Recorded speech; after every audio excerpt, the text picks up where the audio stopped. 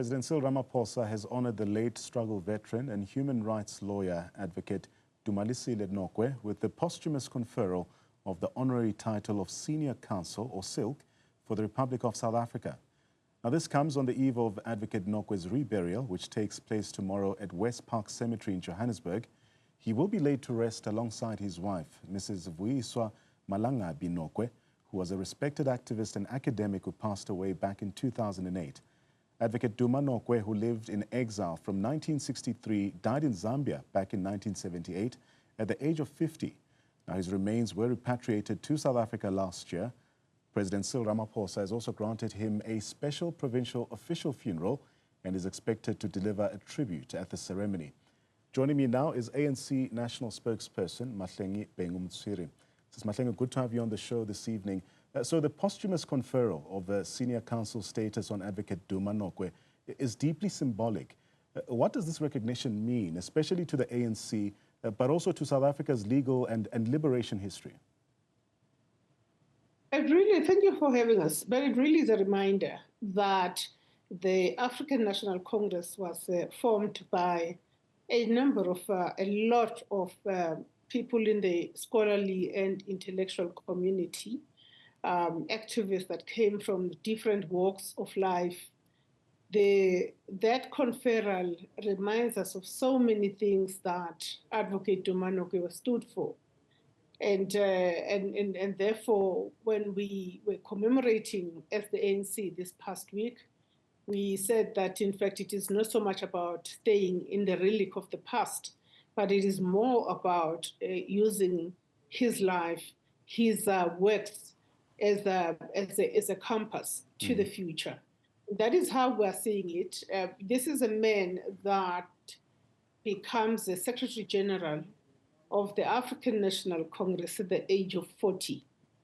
So you can just imagine, how his life turned out to be. At the same time, he continued to pursue his legal career, going on to do a lot in that direction that earned him stripes. Yeah.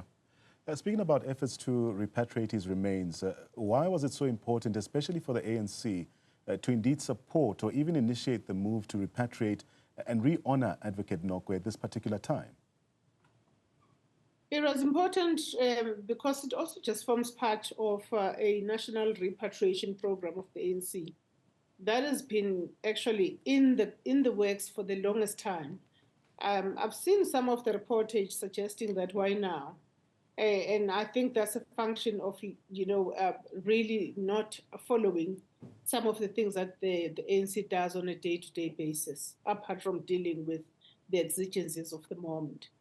This has been ongoing, and we've done a lot of repatriating.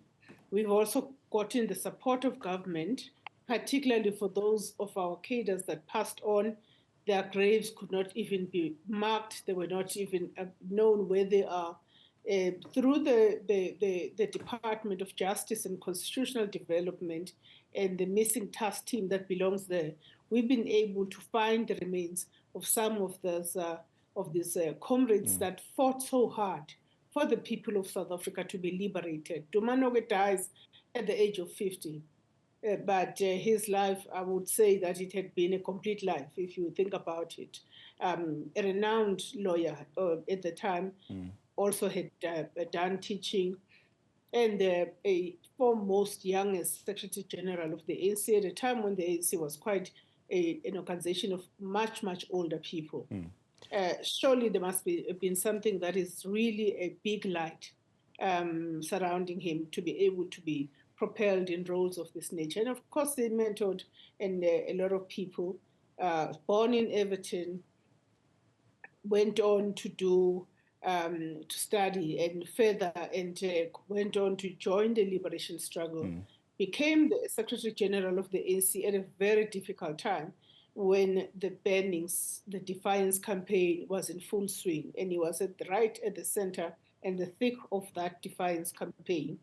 And then he continues to manage the transition that was happening between the ANC being banned and then needing some of our combatants to be moved, to be exiled, managing that kind of transition to be a Secretary General of the ANC in the 60s, particularly the early 60s, must have meant a very, very difficult path to traverse. As we continue trying to understand this legacy, it's also quite interesting for me that this reburial comes with full provincial colors. What does that say about the kind of legacy that the ANC believes that he leaves behind, not just as a lawyer, but also as this liberation figure? Absolutely. As ANC, we would really call on the provincial government to make sure that the legacy of Duma Nokwe is preserved, and that in general, but also specifically his contribution where he was born in Everton. We have to do a lot in his memory to revive spaces of that nature, but also just to revive the liberation heritage, to ensure that it is preserved, to ensure that there's oral works, as in oral history, to ensure that there's visual works, to ensure that there's archival works, and that these are made accessible to schools, to educational institutions as part of decolonizing education. We think that the story of Duma Nokwe is a story that must be told for generations to come, and there are various mediums that can be used, from animation to murals to written works and so on. Duma Nokwe himself was a writer. The ANC has just produced a compendium of his articles that we released this evening as part of a build-up to the reburial tomorrow. He was a writer, a prolific writer, and that is one of the things also that connected him with the former President Thabo Mbeki. Also interesting is that Advocate Nokwe was not only the first black advocate who was admitted to the Johannesburg Society of Advocates, but also the ANC's Secretary General, like you mentioned, back in 1958. How do you see this dual identity that we speak of as a legal pioneer, if you will, and political activist at the time, really shaping modern South Africa today? What lessons can be drawn from his life? I actually think that when one reflects on this, it basically says that you can actually be a professional, let me say in this instance, a black professional, accomplished in your own right. But it is possible that you can be that and also be a social justice activist. Transform spaces where you are. Take up spaces that you need to take up because there was a Duma Nokwe before you. But do not forget that freedom was not free. And when you offer a critique of the current establishment, including the African National Congress, in our way of offering that critique, let us not discount the work that has been done to get us to the Freedom Day, thanks to the likes of Duma Nokwe. His legal and political activism, Mahlengi, came at a great personal cost, like you highlight. I'm talking about arrests, banning orders, and even exile. What does this story or his story teach younger generations about lessons about sacrifice and principle in leadership as well? Absolutely. If I may just start with the latter, the issue of principles and core values. You can't inherit values of your school, your university, or your group of friends unless you have a set of personal values. I do believe that Duma Nokwe was really driven and had a conviction about the state of things in South Africa then, which is why he would join the ANC at such a young age, which is why he would study law and use law to transform society, to liberate. And I think that the current generation can really take a leaf out of that in many respects. One for me also is that there is a need for South Africa to warm up to the intellectual thought, and that we examine everything that happens around us.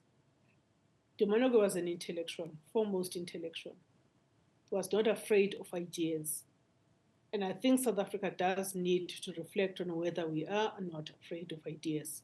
Maybe ideas that we like or ideas we don't like, but the idea of having meaningful, robust dialogues about the state of the nation, whether it's about the state of the world, the current geopolitical situation, and that may we all continue on the footsteps of the likes of Duma Nokwe in ensuring that those conversations lead to a South Africa that is very clear about its place in the world, but also about options that are available for us as we proudly stand together as South Africans to resolve our collective challenges together.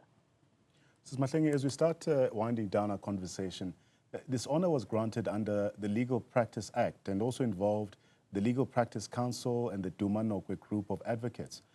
How does this process then reflect progress in really transforming South Africa's legal system to indeed better reflect our history, but also our heroes as well? I actually really believe that this is a big thing. And when, this past week or two, as well as sometime last year, when, Comrade Duma Nokwe's remains were repatriated from Zambia, from Lusaka, that became part of the conversation, but for a short while. I do believe that even post his reburial, there needs to be a sustained conversation about his legacy and what it means for what we need to do. I mentioned earlier on, I think that there is a need for serious, active intellectual development in society among our people, young and old, where we actually value ideas and the contending ideas and engaging the space of ideas. The other, of course, has a lot to do with the liberation heritage. One of the things that are cited in one of his articles in the compendium that of ANC Today that we released tonight is just how the issue of decolonizing society, when at the time when liberation is achieved, that there will be an important role to decolonize society and not make assumptions that because you have released Nelson Mandela, and I'm just paraphrasing, and then it means all is hunky-dory, that there will have to be a spirited, effort to make sure that there is a decolonization, both of the mind of an individual as well as systems that continue to perpetuate this kind of decolonization. If you look at Duma Nokwe, the fact that those that study law in many of our universities hardly know of this icon, hardly know of his works, must tell you that there is something that needs to be engaged with in terms of addressing it. So look out for some of the conversations that we're going to be having as part of celebrating 70 years of the Freedom Charter. Duma Nokwe was part of that defiance campaign, was part of the adoption of the Freedom Charter in Kliptown on the 26th of June, 1955. So we will be continuing the discussion about the works of Duma Nokwe and what it means for the current and future generations. Right. That was Mahlengi Bhengu-Motsiri. She's the national spokesperson for the ANC.